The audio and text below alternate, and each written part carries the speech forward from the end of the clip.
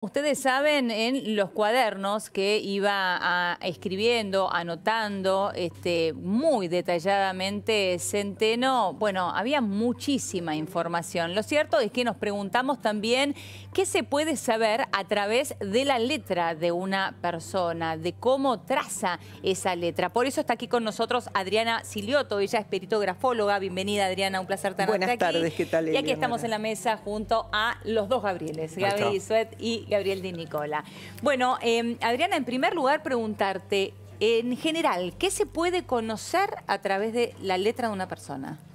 Mira, la grafología, que es la disciplina específica para estudiar este objeto que vos mencionás, que es la escritura, lo que determina son características de personalidad y eventualmente algunas patologías que pueden tener causa orgánica. Sobre todo son muy transparentes los análisis en cuanto a patologías neurológicas, porque producen normalmente temblores, debilidad en la presión, en fin, alteraciones que son muy notables.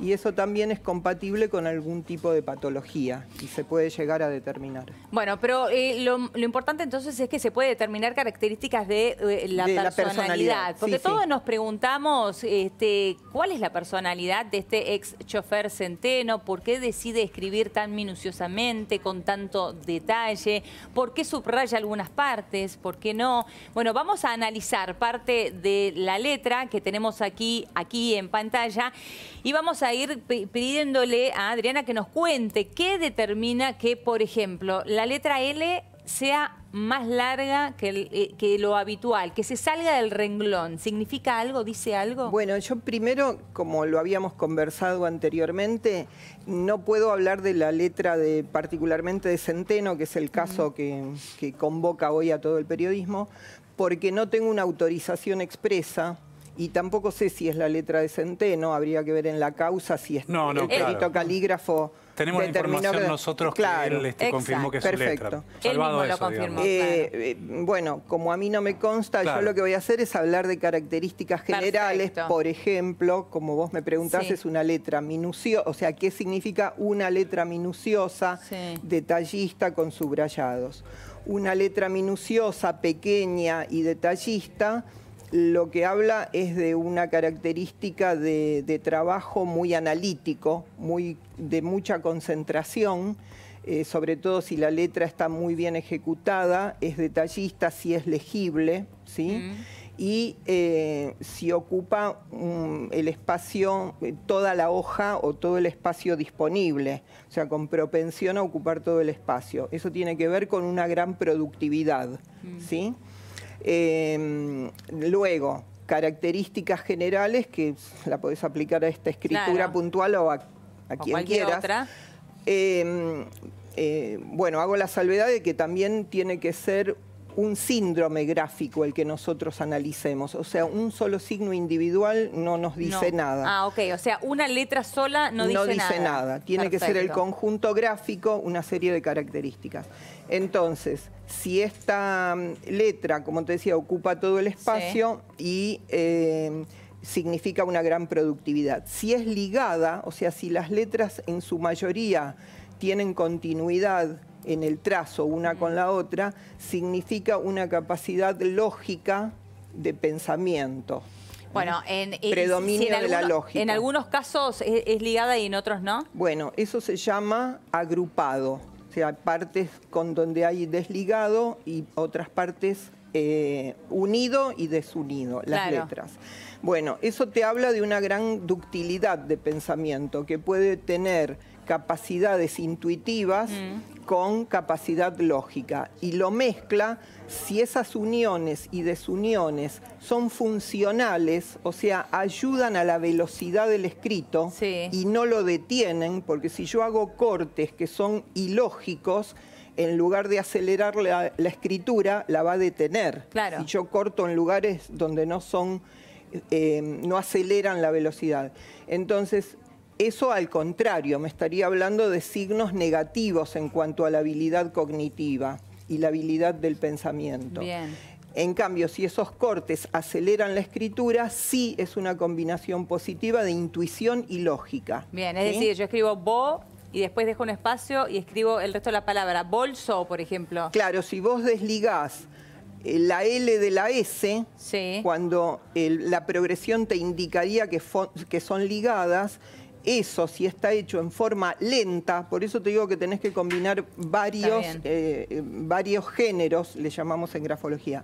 Eso estaría hablando de una detención, o sea que tu pensamiento se detiene en un lugar donde la fluidez tendría que predominar, porque el hilo gráfico te dice que la continuidad acelera y vos estás frenando donde la continuidad Adriana, indica unión. Claro. Del análisis de estos textos, ¿vos podés determinar o tener una tendencia a creer que fueron escritos de manera espontánea sí, o que fueron preparados a posteriori? ¿Vos podés tener algún indicio sobre eso? Sí, se puede... o sea, un grafólogo está capacitado como para determinar el grado de fluidez de un escrito. Ajá. Ese grado de fluidez hablaría de esto que vos decís, de si está hecho bajo coacción, sí, si hay premeditación en cuanto a que es un texto copiado. Claro. Premeditación no por premeditación en otro sentido de lucubración del plan. Una cosa es escribir algo una cosa en el momento, que estoy copiando, sí, y otra cosa es escribir espontáneamente, claro, con tu escritura corriente. ¿Y vos sí, le detectás, sí, algo a esta escritura? No la vi y te diría que prefiero no hacerlo, pero sí, vos pensás que para hacer una pericia grafológica, sí, te lleva mucho tiempo. O sea, tenés que tener el original. Con una copia no se puede analizar. ¿Por qué una copia no? Con una copia no. Primero porque, bueno, copias. Hoy en día hay instrumental óptico y lumínico que sí, podrías trabajar con una reproducción. Tenés que tener una escala que te diga que la reproducción que estás trabajando tiene la medida del escrito original. O sea, ¿no también una fotocopia? No, una fotocopia no. Podés decir cosas no es la intensidad quizás de claro, que se le puso a cada palabra. Exacto, no podés determinar la presión, salvo por algunos rasgos muy puntuales que no se ven en todos los escritos. La presión es la fuerza que ejerce sobre el papel. Claro. Y depende también del instrumento que se usó. Una virome a lo mejor te permite ver la presión en la profundidad. Una pluma te la permite ver en el ancho del trazo. O sea, son un montón de variables lo suficientemente sutiles como para que vos puedas trabajarla con un escrito. Pero es un dato fuerte lo que dice Adriana Leo, esto de que hay que analizar el original. Claro. Hay que analizar el original, sí, y vos a una fotocopia no la podés poner bajo la lupa, un microscopio digital. Ni siquiera sirve una copia para saber si efectivamente una persona escribió algo que dice que escribió. Comparándolo con otros escritos. No te entendí la pregunta, discúlpame. Comparándolo con otros escritos, en este caso Centeno, digo, lo pongo en un nombre para que sea más fácil. Sí.